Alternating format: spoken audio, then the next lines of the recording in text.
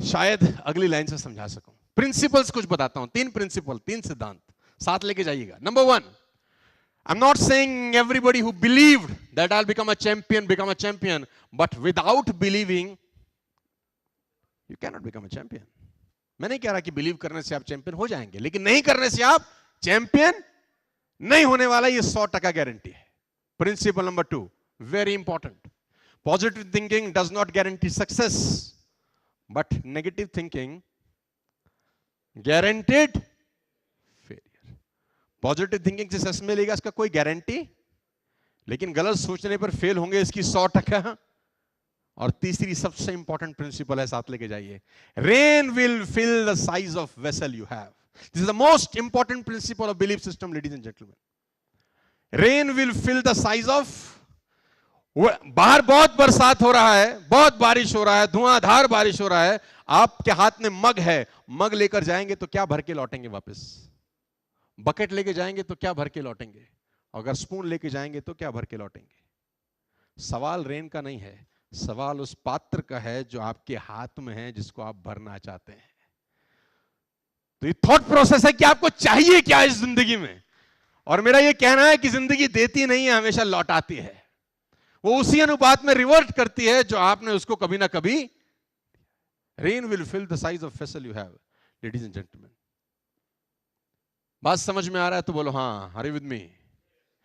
Believe system से होता क्या है? मुझसे सारे पूछते हैं कि बिलीव हो गया आपको, हमको विश्वास हो गया कि विल रूल द वर्ल्ड, हमको विश्वास हो गया बिकम एन आईएएस ऑफिसर और अ डॉक्टर और इंजीनियर और अ चार्टर्ड अकाउंटेंट और to build a company of 1000 crore 2000 crore rupees. मैं ऐसी कंपनी में जाता हूं जिनका टर्नओवर 20,000 करोड़ रुपीस का है, तो मैं उनको बोलता हूं थिंक कि हम 30,000 करोड़ कैसे होंगे? तुम बोलो सर पागल हो आप, 5% ग्रोथ सोचते हैं, 10% ग्रोथ सोचते हैं, ये साला 50% ग्रोथ कौन सोचता है? तो मैंने बोला हम सोचते हैं। बोला ये कैसे पॉसिबल है? मैं उस आदमी से सीखा हूं जिसका नाम है एलन मस्क, दुनिया का सबसे रईस आदमी है, राइट, 1 नंबर का बदमाश है। उस आदमी का एक बड़ा जबरदस्त फिलॉसफी है। देखो, खराब लोगों से भी अच्छी चीजें सीखी जा सकती हैं, although he is a very big successful human being, Tesla, you know.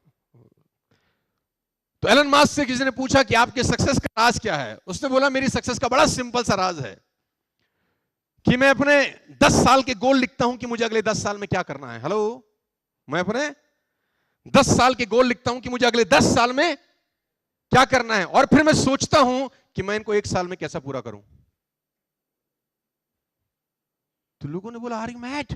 उसने बोला यस आई एम मैड, क्योंकि अगर मैं 10 साल के गोल लिख रहा हूं और वही गोल दूसरा आदमी भी 10 साल के लिए लिख रहा है, वो 10 साल में ही करने का पूरा प्रयास कर रहा है और मैं 1 साल में करने का प्रयास कर रहा हूं, 100% मैं उससे कहीं आगे निकल जाऊंगा। फेल हो जाऊंगा ये मुझे भी पता है, लेकिन उससे 100% आगे निकल जाऊंगा ये मुझे पता है। तो मैं लोड ले रहा हूं अपने ऊपर, मैं कंफर्ट जोन में नहीं बैठना चाहता। तो जब मैं 20,000 करोड़ की कंपनी के पास जाता हूं तो मैं उनको बोलता हूं कि think how you become 30,000 crore rupees company. Thought process, दिमाग पे से एक्सरसाइज कराइए। शरीर की एक्सरसाइज तो रोज करते हैं जिम जाके 2 घंटा ना, अब दिमाग से एक्सरसाइज कराइए कि आपका ग्रोथ 10x कैसे हो सकता है अगले 3 महीने के अंदर, आपका ग्रोथ 20x कैसे हो सकता है अगले 3 महीने के अंदर, अगले 1 साल। तो बोलते हैं इस नेक्स्ट टू इम्पॉसिबल, मैं बोलता हूं हम फेल हो जाएंगे, इससे बुरा कुछ नहीं होगा। हेलो, किसी एक बहुत बड़े राइटर है जिनका नाम है लेस ब्राउन, का एक बड़ा अच्छा कोट आपको बताता हूं। उसने कहा इस दुनिया में ज्यादातर लोग इसलिए फेल हो जाते हैं क्योंकि वो छोटा टारगेट लेके अचीव कर लेते हैं। छोटे टारगेट लेकर अचीव करने से बेटर है कि बड़ा टारगेट लेके फेल हुआ जाए। इट्स वेरी इंपॉर्टेंट कि आप बड़ा टारगेट लें और फेल हो जाएं, बनस्पत इसके कि छोटा टारगेट लेके पास हो जाएं। आपने 10,000 करोड़ की कंपनी के बारे में सोचा और 50% भी पास हो गए तो 5,000 करोड़ होता है। आपने 100 ही करोड़ के बारे में सोचा और 100% भी पास हो गए तो 100 करोड़ ही होता। Hello, it's all about, come on, hello, thought process. Ladies and gentleman, rain will fill the size of vessel you have. तो सब मुझसे पूछते हैं कि बिलीफ सिस्टम से होता क्या है? बिलीफ सिस्टम की एक औलाद है।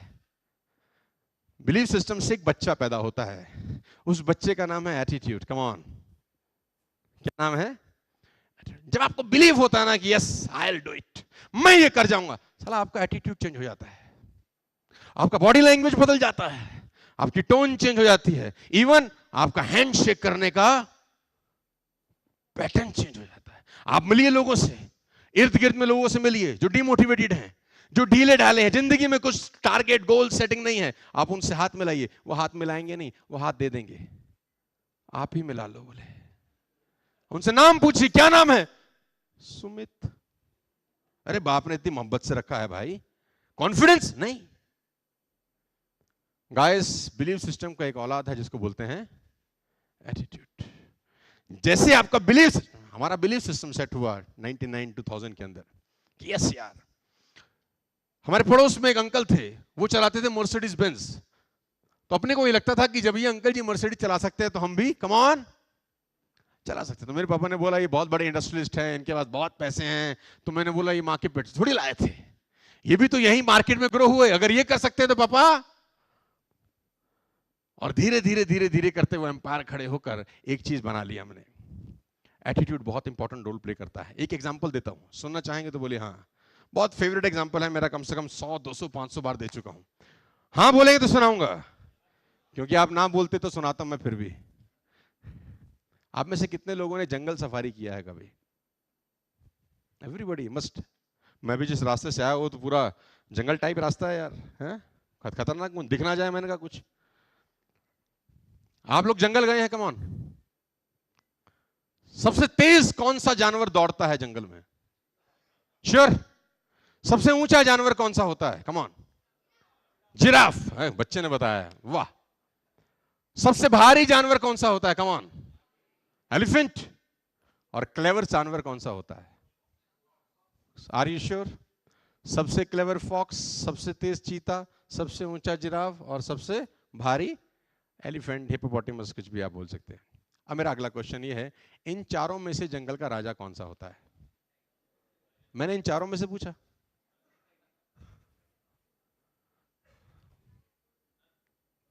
यानी राजा होने के लिए कोई क्वालिटी लगती ही नहीं है ना। If you want to become a king of the kingdom, you don't need any. इसीलिए मैं कहता हूं कि स्कूल में 90% बातें जो पढ़ाई जाती हैं वो जिंदगी में काम नहीं आती, और जिंदगी में जो 90% बातें काम आती हैं वो स्कूल में पढ़ाई नहीं जाती। क्या चीज चाहिए होता है जानते हैं? एटीट्यूड। तो शेर से किसी ने पूछा कि महाराज, जंगल के राजे आप क्यों हैं? ना तो आप सबसे फुर्तीला हैं, ना सबसे ऊंचे, ना सबसे भारी, ना सबसे क्लेवर, ऐसा कोई क्वालिटी आपके अंदर तो देखने में एक बड़ी बिल्ली है बस। इफ यू सीक इजीली तो आपको लगेगा एक बड़ी बिल्ली है, दैट्स इट। लेकिन साला सबकी फाड़ रखी है आपने। बोले हाँ क्यों है आप जंगल का राजा? उसने बोला कान लाओ तो बताता हूं, शो मी योर ईयर। तो कान लेके आया। उसने बोला मैं जंगल का राजा इसलिए हूं क्योंकि मुझे लगता है कि मैं जंगल का राजा हूं, because I believe I am the king of the. अच्छा आप अंदाजा लगाइए, देखिए कुदरत कितना कुछ सिखाती है। आप सोचिए, आंख बंद करके सोचिए, साला हाथी डरता है शेर से। हाथी का साइज देखो आप, हाथी की ताकत तो देखो। अगर हाथी अपना पैर शेर पे रख दे, ये उठ पाएंगे बाबूजी? सोचिए आप एक मिनट के लिए, क्या उठ पाएगा? अगर वो अपनी सूंड में लपेट के फेंके तो महाराज 20 फीट दूर जाके गिरेंगे, if I am not wrong. Hello. बावजूद इसके शेर रूल कर रहा है। एलिफेंट ने लॉयन को देखा, जंगल में क्रॉसिंग हुई, और लॉयन ने एलिफेंट को देखा, आंखों ही आंखों में इशारा हो गया, बैठे बैठे जीने का सहारा हो गया। दोनों ने देखा एक दूसरे को। तो जैसे एलिफेंट ने लॉयन को देखा, एलिफेंट के दिमाग में एक थॉट आया, पूछे क्या? ईटर, ये साला मुझे अब खाएगा। डिफेंसिव मोड में चला गया। और लॉयन ने जैसे एलिफेंट को देखा, इसके दिमाग में भी एक थॉट आया, छोटी बिल्ली है देखो, लंच, आज निपटा देंगे अपन। आप कल्पना करिए उसके थॉट प्रोसेस के बारे में। वो इतना सा जानवर, वो इतना बड़ा जानवर, वो इतना बड़ा जानवर डिफेंसिव मोड पे जा रहा है, वो इतना छोटा सा जानवर अटैकिंग मोड पे जा रहा है, just because of the attitude ladies and gentleman, just because of the belief system कि मैं जीत सकता हूं, मैं राजा हूं, ये राजा वाजा। It's all about the thought process. Are you getting me? Come on, are you getting me? Say loud and clear. बात समझ में आ रही है तो बोलिए हाँ। तो सारा का सारा खेल किस चीज का है जानते हैं? बिलीफ सिस्टम का। बिलीफ सिस्टम की एक औलाद है, उसका नाम है एटीट्यूड।